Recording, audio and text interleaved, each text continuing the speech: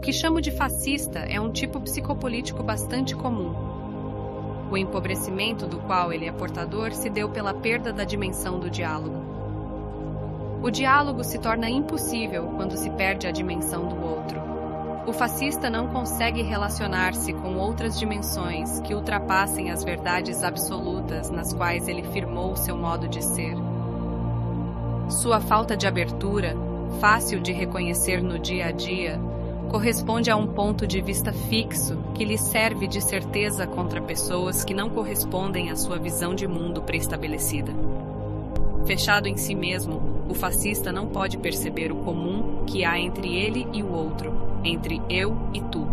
Ele não forma mental e emocionalmente a noção do comum. Para que esta noção se estabeleça, dependemos de algo que se estabelece com uma abertura ao outro.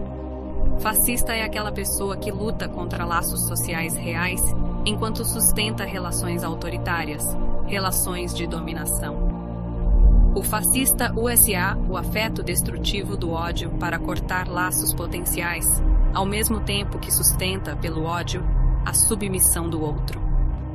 Como personalidade autoritária, ele luta contra o amor e as formas de prazer em geral. É um sacerdote que pratica o autoritarismo como religião e usa falas prontas e apressadas que sempre convergem para o extermínio do outro, seja o outro quem for. O outro, seja o povo, seja o próximo, seja a cultura alheia, seja a natureza ou a sociedade, seja o outro como uma voz que não se quer ouvir, é apagado no processo mental. O sujeito autoritário tem orgulho de seus pensamentos como se fossem verdades teológicas que somente ele detém. Daí que haja tanta gente autoritária professando verdades. Toda pessoa autoritária se sente meio sacerdote de alguma coisa, como se não existisse outro ponto de vista, outro desejo, outro modo de ver o mundo, outro que conhecer. Ele procede mentalmente como o paranoico que detém todas as verdades antes de chegar a pesquisar o que as sustenta. E é claro que não dialoga com ninguém, porque a operação linguística que implica o outro é impossível para ele. Alguém que não se dispõe a escutar, alguém que não fala para dialogar, mas apenas para mandar e dominar, alguém que sabe tudo previamente e está fechado para o outro.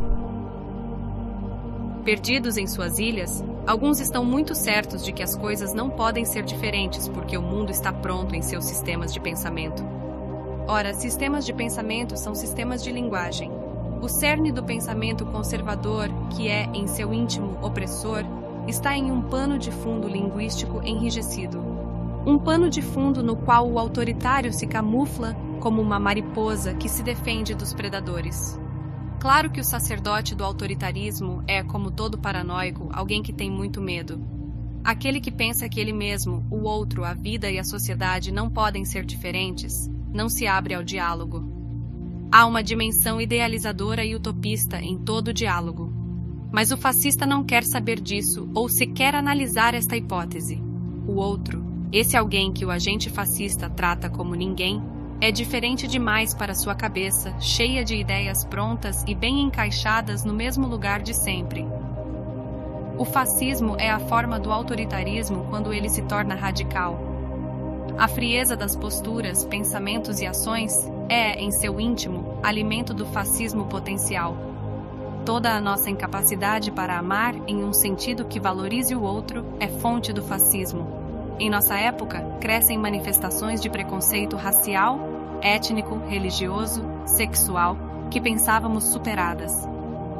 Ao mesmo tempo que idiosincrasias brutais se afirmam contra pessoas e grupos, sentimentos socialmente necessários, aqueles que se voltam para o outro na intenção de compreendê-lo, acolhê-lo, em uma palavra, amá-lo, não têm lugar entre os fascistas.